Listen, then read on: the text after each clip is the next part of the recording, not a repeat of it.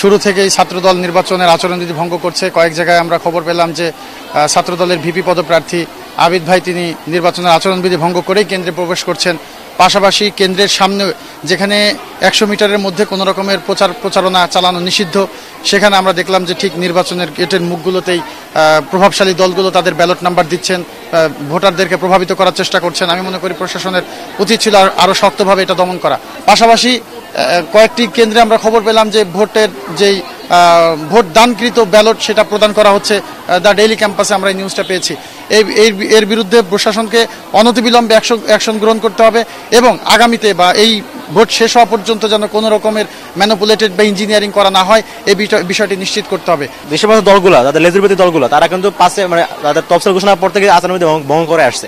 সবচেয়ে আশঙ্কার বিষয় হচ্ছে যে নিয়ম হচ্ছে ভোট কেন্দ্রের 100 মিটারের ভিতরে কোনো ধরনের লিফলেট বা প্রচারণা চালানো যাবে না। সেখানে লাইনে দাঁড়িয়ে থাকে ভোটারদের হাতে হাতে ধরে দেওয়া হচ্ছে। এটাতে স্পষ্ট আচরণবিধি ভঙ্গ এবং এইটা নিয়ে আমি প্রতিবাদ করতে গেলে জিমনেশিয়ামের সামনে ছাত্রদলের নেতাকর্মীরা তারা আমার উপরে আক্রমণ করার চেষ্টা চালায়, সেখানে একটা মব সৃষ্টি করার তারা চেষ্টা চালায়। পরে আমি প্রশাসনকে জানিয়েছি, তারা এখন কোনো ব্যবস্থা নেয় না। নিবিকে আমি জানি না, বাট নেওয়া উচিত। দেশের দলগুলো যাদের লেজুরবিরোধী দলগুলো তারা কিন্তু পাশে তাদের তফসিল ঘোষণার পর থেকে আচরণবিধি ভঙ্গ করে আসছে। দেখা যাচ্ছে যেখানে হচ্ছে মনোনয়নপত্র ফর্ম নেওয়ার জন্য 5 জনের বেশি সমর্থন নিয়ে যাওয়া নিয়ম না, সেখানে তারা দল বেঁধে গিয়ে নিয়ে আসছে। যেখানে গিয়ে প্রচারণা চালানোর নিয়ম নাই, রিডিং রুম লাইব্রেরি সেখানে গিয়ে প্রচারণা চালানো হয়েছে। সবচেয়ে ভয়ঙ্কর ব্যাপার হচ্ছে আজকে ভোটের দিনে যেখানে হচ্ছে 7 তারিখে প্রচারণা করা শেষ, সেখানে দেখা যাচ্ছে ছাত্রদল, ছাত্র শিবির সহ, বাক্সার সহ দলগুলো হচ্ছে এবং অনেক স্বতন্ত্র প্রার্থীও তারা হচ্ছে সরাসরি লিফলেট বিতরণ করতেছে, হাতে ধরা দিচ্ছে, পুরো লিস্ট সহ হাতে ধরা দিচ্ছে কাকে কাকে ভোট দিবে। ওয়ালটন এখন দেশের সীমানা পেরিয়ে পৌঁছে গিয়েছে 50টিরও বেশি দেশে। ওয়ালটন, ঘরে ঘরে বিশ্বজুড়ে। প্রার্থীরা নিয়ম ভঙ্গ করে, আচরণবিধি ভঙ্গ করে লাইনের মধ্যে দাঁড়িয়ে আসলে ভোটারদেরকে ম্যানিপুলেট করার চেষ্টা করছে, যেটা কিন্তু নিয়ম বহির্ভূত। এদিকে আমি যদি এই জিনিসটা না করি আমি কিন্তু পিছিয়ে যাচ্ছি। তো এখানে একটা দেখা যাচ্ছে যে কেউ নিয়ম মানছে, কেউ নিয়ম মানছে না। এক্ষেত্রে কিন্তু ভোটাররা এতটা গুরুত্ব দেবে না। ভোটাররা হয়তো অনেকে আছে অনাবাসিক, অনেকে হয়তো আছে যে তারা এখনো ঠিক করেনি, কিন্তু এই যে একটা ম্যানিপুলেট করার মাধ্যমে যে একটা ভোট মানে বিভিন্ন দিকে নিয়ে যাওয়ার একটা চেষ্টা, তো এই জিনিসটা আসলে মানে খুবই হতাশাজনক লাগছে যে নিয়ম তো আসলে সবার জন্যই, সবাইকেই মানতে হবে।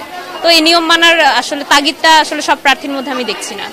প্রত্যাশা এটাই থাকবে যে এতদিন সবাই যেরকম বিহেভ করেছে আমাদের সাথে, তারা যেরকম ইশতেহারগুলো আমাদের কাছে প্রকাশ করেছে, তারা যেই কাজগুলো করতে চেয়েছে, এগুলো যেন সব প্রার্থী যেই মানে সিলেক্টেড হোক সেই যেন কাজগুলো করে, মানে তাদের যেন দাবি থেকে তারা সরে না আসে, এটাই আমাদের প্রত্যাশা। যেহেতু অনেক বছর পরে ডাকসু হচ্ছে, তো স্বাভাবিকভাবে ভিড় থাকাটা খুবই স্বাভাবিক। ওয়েদারটাও আজকে হিউমিডিটি একটু বেশি, সো এই প্রবলেমগুলোকে যদি বাদ দেই, তাছাড়া আমাদের সব ব্যবস্থাপনাই ভালো ছিল আলহামদুলিল্লাহ, এবং আমরা কোনো নিরাপত্তাহীনতায় ভুগিনি। এটি সবচেয়ে বড় বিষয় আমি মনে করি। আর আশা করি এবারে ডাকসু ভালো কিছু নিয়ে আসবে ঢাকা বিশ্ববিদ্যালয়ের জন্য, এবং আগের থেকে আমরা আরো বেশি উন্নতি দেখতে পাবো ইনশাল্লাহ।